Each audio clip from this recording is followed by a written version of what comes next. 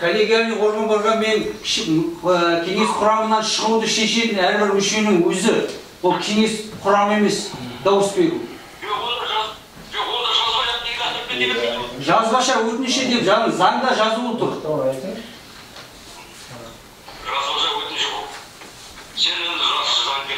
Мен заңгер емес, заңға міне қараңыз, әркім енді 2 жылда заңды оқып алған шығар, уже 20 баптан тұрады. Төрт-бес бет, басым үстін төңке.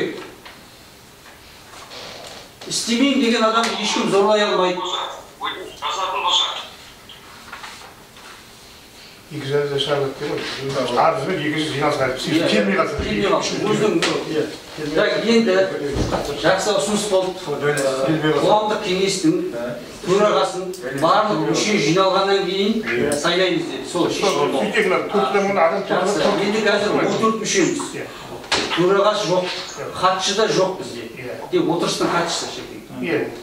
Енді қашанға жиналамыз? Жоқ, жақсы күн деген бізде уақыт жақсы күн болды. Бәрі күн жақсы келетін адам. Ауа райы мүмкіндік берсін. Сосын айтып отқан жаңа айтқан. Біз негізінде 19 адамға дейін болса, 19 адамның құрамын толықтырып алайық. 4 адам егер толықтырып алу үшін, оны толықтырып алу үшін төраға сайланады. Төрағаны дауыс береміз, толықтырамыз ба, ол қоғамдық кеңестің ұсынысымен, шешіммен, қалған мерзімге бір жылға, қалған 5 адамды мүшені толықтырамыз ба, толықтырмаймыз ба, өзіміз шешеміз. Сосын шешсек, жұмыс тобына жолдаймыз. Қайрат, сен өзіңнен өзің құрлақ алмайсың. Мен заңдылығын айтып отырмын. Жоқ, сен заңдылығын 10 жерден айтып. Қоғамдық кеңес қара жерден сескенден емес өзінен өзі құра қояды. Қоғамдық кеңес құрды ғой кезінде. Онда шешім қабылдайық. Маған төрағалық берсеңіздер, шешім қабылдайық. Қоғамдық кеңестің төрағасын барлық 14 мүше жиналған кезде сайлаймыз. Келесі қоғамдық кеңестің отырысын бір күнге белгілейміз. Бір адам келмесе де өткізбейміз, солай ма? Жаңа жоқ адамдармен тағы сөйлесу керек, қай уақытта болады олар? Жоқ, сөйлесеміз ғой. Енді күні белгілейік. Күні қашан? Жоқ, сөйлескенде біз белгілеп барып айтпасақ, ертең WhatsApp-та біреу жауап бермейді, былай кетеді. Нақ белгілейік та шешім қабылдайық. Осындай күнге болды. Сол кезде келмей ма, өткізе береміз, соны шешіп алайық. Ол қазір 100% жиналмайды. Себебі, жиналмайды жан-жақта, Ақтауда, Көктауда. Оны біз мәжбүрлеп әкеле алмаймыз. Үлкен кісілер түсінеді. Шаруашылық болды. Bir адамға болады. Тұра. Алдымен былай жүрді. Алдымен қоғамдық кеңестің өзі толық құрамда қоғамдық кеңес құрылып алу керек. Кетті ма, кеткен адамның орнына. Содан кейін қоғамдық кеңестің төрағасын содан кейін сайлау керек. Қоғамдық кеңестің төрағасымен хатшы сайланып, қалған мүшелерін толықтырып деген сөз жоқ. Алдымен соған дауыс беру үшін, қоғамдық кеңестің төрағасына дауыс беру үшін оның құрамы толық болу керек. Әңгіме айтылып отқан осы. Ертең 19 адам ба бізге қорым беріп отқан 19 адам, 21 адам ба 21 адам, 14 адам ба 14 адам. Соның құрамын белгілеу керек те, қанша адамнан болу керек. Содан кейін барып сол құрамды толықтырып алып, содан кейін барып дауысқа салып, қоғамдық кеңестің төрағасын сайлау үшін шешім қабылдауымыз керек. Шешім қабылдау үшін бізде төраға жоқ. Төрағаны бір сайлап аламыз, шешім қабылдаймыз одан кейін. Қалған шығып кеткен 5 адамның орнына толықтырамыз ба, толықтырмаймыз ба, дауысқа саламыз. Сосын дауыс шешім шықса, жұмыс тобына жібереміз, мәслихатқа өкілдер органына. Солар шешім қабылдап, конкурсты ұйымдастырып, бізге 5 мүшені береді, тауып береді. Іріктеп, заң бойынша солай. Бізде төраға жоқ, хатшы да жоқ, уақытша хатшы. Қайрат қалай келесің? Бәріміз арызбен шығып кетеміз, 3 адам қалайды.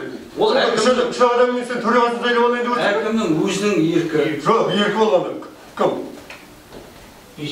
Дүйсенбай. Қашар сен?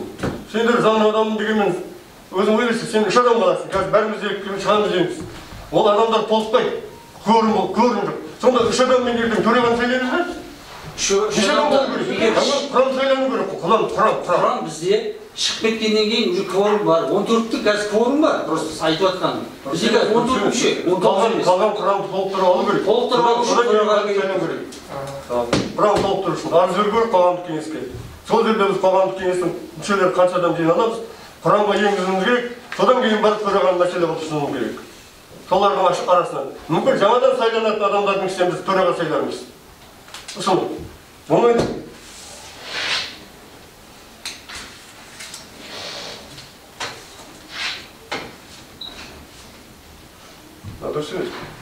пікірлеріңізді айтыңыздар. Шүке, Нұреке.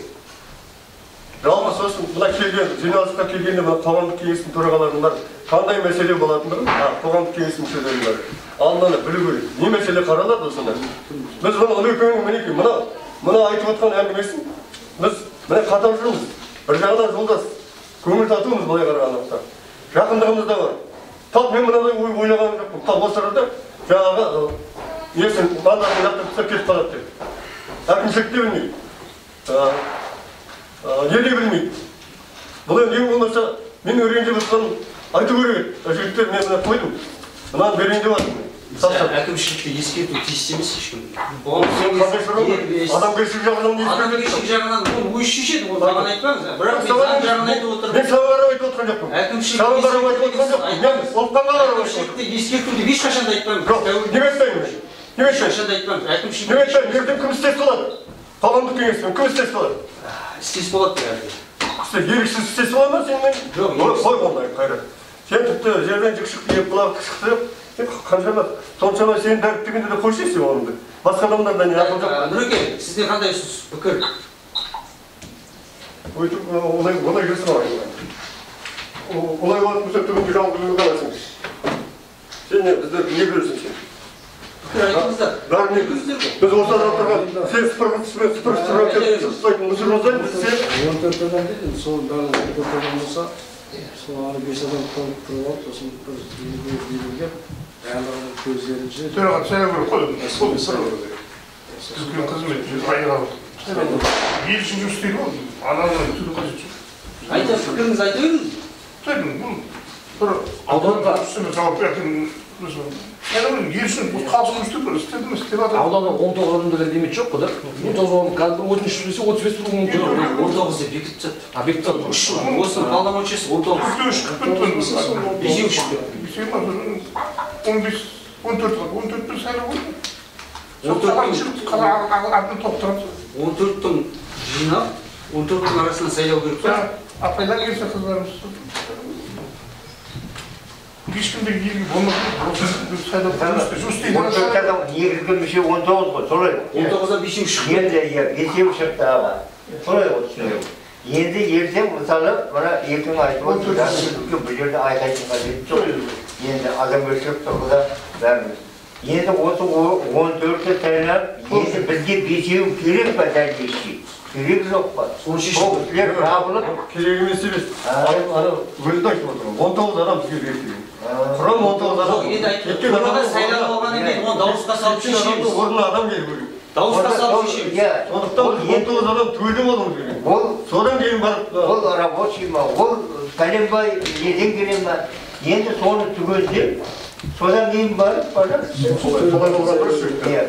жалпы құрамы түгел болғаннан кейін барып, сол түгел отырып, сайланған дұрыс-ау деп есептейді. Ешкім ренжіп болмайды, толық құрамда сайланады. Жұмысымыздың жоспары. Сол кезде өзінің есебін беріп, осылай деп... Ол енді өтініші бергеннен кейін шықты. Өтінішін беріп, енді себебін айтып оның сол құрамға, басқа адамдарға Бүгіннен бастап шықты. Құштабек Ибадулла мен Оқпан Кәдір. 14 біз қазір. бүгін арызын берген жаңа. Жаңа жағдайда ол. Қанымыз айтты.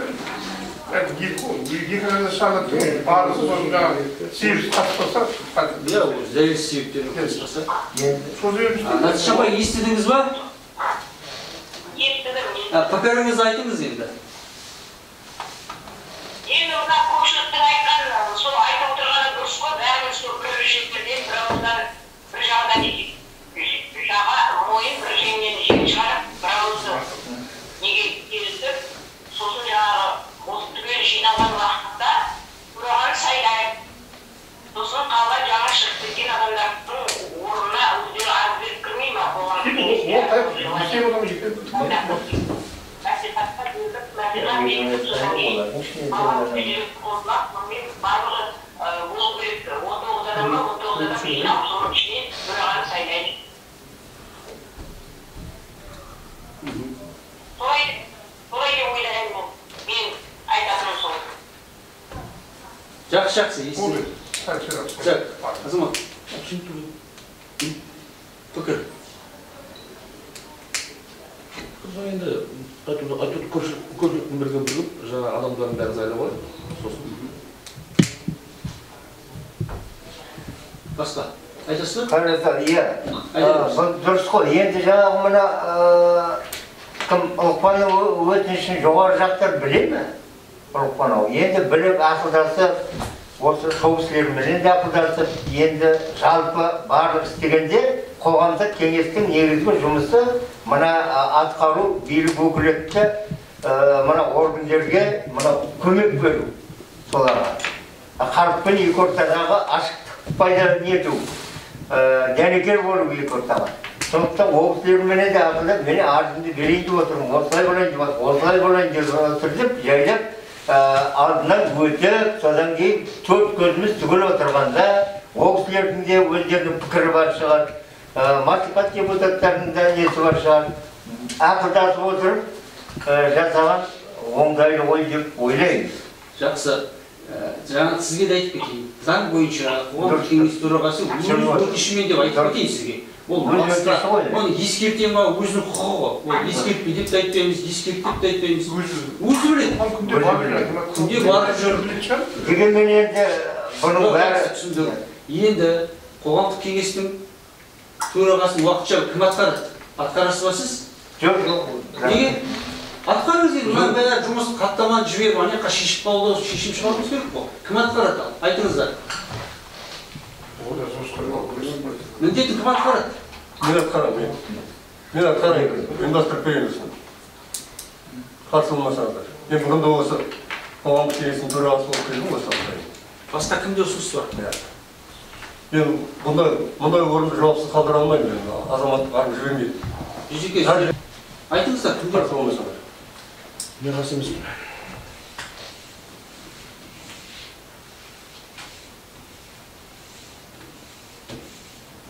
Нұрланды сайлау керек, Нұрлан. Ой, жоқ. Жоқ, бұл жерде қазіргі қажет жоқ. Сіз де осыны көрген төраға болды. Сіз өзіңіз қарсыңыз. жоқ, кімде жаңа ұсыныстар бар ма? Ұйымдастыру жұмысында үлкен тәжірибесі бар дедік сізге. Айтыңыздар. Енді түсін бар, осы екінші кеңеске осы мүше болдық қой бәрі. Бәтеген кабинетте отырып, бәрін басын Асқарда қатысты, тілектіледі. Содан кейін мен де айтып жүрмін, іште ойлап біздің действительно жұмысымыз жүрген жоқ қоғамдық кеңесте. Негізі Асқардың кезінде қоғамдық кеңесте жүргізіп олақтар жасады, даже басын қоспайды. Мекемелердің басшыларын әкеліп беремін. Жұмыс жасаңдар деді. Ешбір жұмыс жасай алмады. Енді былтыр осы жазды қайрат қой, үшінші қайрат жүрді. Сол кезде қозғап қалып елге зат істеді. Үшінші мен өзім сол ешкім жұмыс істеген жоқ. Барынша дұрысын айтуға тырыстым, бірақ жеке жұмыс істеген жоқ. Мойындаймын. Мен негізі қайраттың негізінде уақытша болса да қайрат қылдайды. Екізді істейміз ғой бұрын. Енді жас жігіт істеп көрсін, уақытша болса да. Етім үшін тон жинақтаншы. Атқарсын, сайлауын көрейік. Көрейік, қайдадық, бәрін шет кадр дейді. Көрейік, жас жігіт, қайрат жас, үлкен емес, істеп көрсін.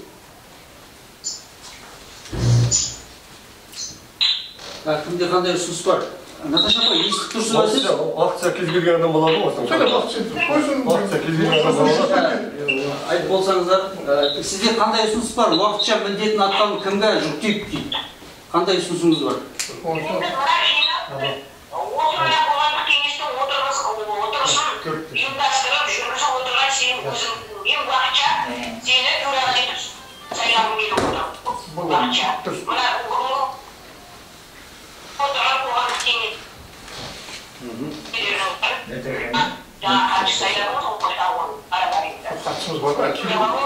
Уақытша міндетін атқарушы соны бүгінгі жиналысты солай аяқтайық деп айтамын. Ай болады рахмет. Онда дауысқа салайық.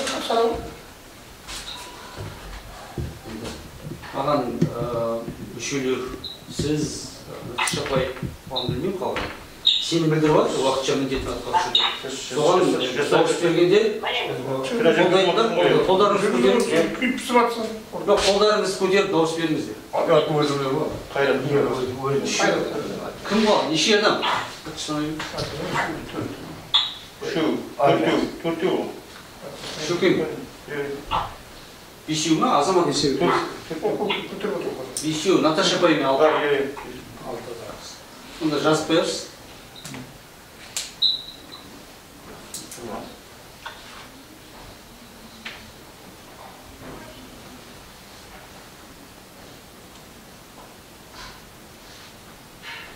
Енді жақсы сенім білдіргеніңізге уақытша болса да көп рахмет. Енді тағы да көп уақыттарыңызды алмай, ары қарай жаңа айттыңыздар, 14 мүше, қалғаны 5 мүше жасақтау үшін шешім қабылдаймыз. Оны 14 мүше жиналғаннан кейін қабылдаймыз ба? Толық болу керек қой. Енді мен айтып алайын, 14 мүше толық жиналып, соның басын даусымен қабылдаймыз ба? Толық тұрылды? Қабылдамайды тұр, документ көтіп тексеру керек. Жоқ, жалпы. Солай жасаймыз ба? Онда дауысқа салайық. Қоғамдық кеңестің қазіргі нақты жағдайда қалған 14 мүшесі толықтай жиналғаннан кейін 5 мүшені толықтыру, сол кезде шешім қабылдаймыз. Солай ма? Дауысқа салайық. Толықтырып бар, содан кейін төрт. Барлығы қолдай ма? Қолдай. Толық тұру керек қой мүше. Олар да ертең өзіндік пікірі бар адамдар. Оның да өзінде жұмысы көп шығар, оны жаңағы... Жақсы. Көп болсын, аз болсын. Бірақ дейді сол, тұрыс істеп атпасын. Дайындалады ғой оның бәрі. Так, осы отырыста ұйымдастыру мәселелері осы. Енді ары қарай сіздерді жұмыс жасауға шақырғым келеді. Әзір 14 жиналады, одан кейін жиналады дегенге мен біліп отырмын. Жаздың ортасына барады. Қайта жинап көрмесін. Жоқ, жинаймыз ғой енді. Ол бізге біз шешімін шығарып берсек, мәслихат жұмыс тобын құрады, газетке береді, процедурасы. Қалай? Мүшені тексере берсін. Ертең 14-ін жиналғаннан кейін дауысқа салғанда басқаша шешеді. Осы құраммен соңына дейін аяқтайық десе, өздері шешеді. Азғантай уақыт қалды ғой. Кімнің қандай ұсыныстары бар, айтатындары бар? Қоғамдық кеңестің жұмысына қатысты алдағы жоспарларыңыз? Сол уақытта айтылады ғой. Енді ол уақытта айтылады. Енді 14-ін жиналып, келесіде отырыста 14-і жиналмаған жағдайда қандай шешім қабылдаймыз? Жоқ, енді қазір шешіп кетуіміз керек қой. Ертең 10-ымыз жиналғанда да соның шешімі күшінде бола ма? Әлде 14-і жиналғанша күтеміз ба? Толықтыру керек қой, құрамды толықтыру. 14-і жиналғанша күтеміз ба? Айтыңыздаршы. Ертең тағы әңгіме болмасын. 14 жинау керек қой.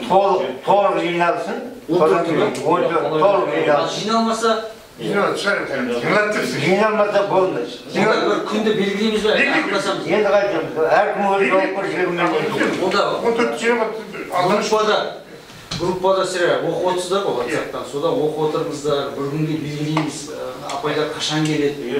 Соны реттеп қарайық. Жақсы отты үн қосам, түгел жинайық деп айтып алған, осы шыстаймын. Қайта сөз беремін жиналыстырып.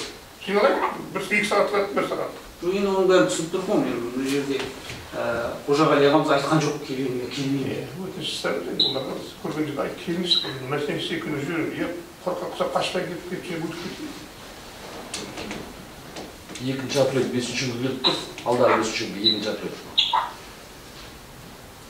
Енді 1-ші, 2-ші күнде жұмыс жиналсын. Сіз қашан келесіз? Мен ба? Иә. Мен осы, мен 31-ге дейін барам ғой, сабақ басталады ғой, 31-ге қасында немерелерім бар ғой. Өстіп жайлап группада сұрап, соларды келесі уақытына шақырайық. Алдынан тұрып келеді шығар. Бүгін нешесі? 25-і. Жақсы онда барлығының пікірін тыңдайық группада. Сосын нақты 14-і енді болады шығар деп тұрмын, 14 адам. Сол кезде бір уақытын белгілейміз, ол кезде келмеген жағдайда не істейміз, ол мәселе. Біз қайта-қайта жинала бермейміз. Ал ертең 13-і келеді, тағы біреуін күтеміз бе? Жинап барынша жинаймыз. Барынша жинаймыз. Шешім қабылдап Қайрат сен олай сен тақамай ешкім келеді. 14 adam işine yanılmауı mümkün. Осы ішімізде жатқан біреуіміз ауыр болуы мүмкін. Сол ғой. Өмірден өтіп кетуіміз мүмкін. Ондай жағдайды айтып отқан жоқ қой. Ондай жағдайды. Жоқ, алдын алып Сен міндетті түрде 14-іміз жиналған жағдайда. Тақап қойып отырсың. 14 түгел жиналғанша деп қоймайсың. Барынша түгел жиналады ғой. Ал жиналмай қалған жағдайда. Жиналмай қалған уақытта 14-ші адам басы белгілі. Ол осы дәлел себеппен жоқ. Я болмаса арызданып шығып кетті. Онда 13-пен өткіземіз. Ол не yapıyorsun? 13-пен қабылдау керек ол. Жоқ, Ол уақытта 13-пен қабылдайсың. келесіге белгілейміз. Егер 3 адам, 4 адам келмесе соны шешім қабылдаймыз ба? Қабылдаймыз. Солай ма? Келіп отырған уақытта Құрамда 3-тен 2 істеген. 3-тен 2 кворум. Айта береміз. 3-тен 2 кворум болады. Біз оны жинай алмаймыз. Заңда тұр 3-тен 2 деп тұр. 14-тің мүмкіншілігі ішінде 14 адам жинап тырысамыз. Келмеген жағдайда дейді. Келмеген адам өмір ғой. 3-тен 2-ге 3-тен 2-ге келсе, келмеген жағдайда келіп отырған адамдармен келісіп, соны дауысқа салып, келіскеннен кейін сосын келіспей қалса тағып отырамыз. болса, мәселе қаралып. 3-тен 2 деген кворум болады. Заңның істесі бар ма? Заңға ешқайсымыз қарсы келе алмаймыз. Рахмет, Начинова. Онда жиналыстарым бітті. Сәттілік тілеймін. Рахмет айтамын. Сіздермен жұмыс жасап Жоқ, қолдау білдірдіңдер. Тыңдауларың келсе, тыңдаңдар. Тыңдауларың келсе, жүре беріңдер. Аман сау болыңдар.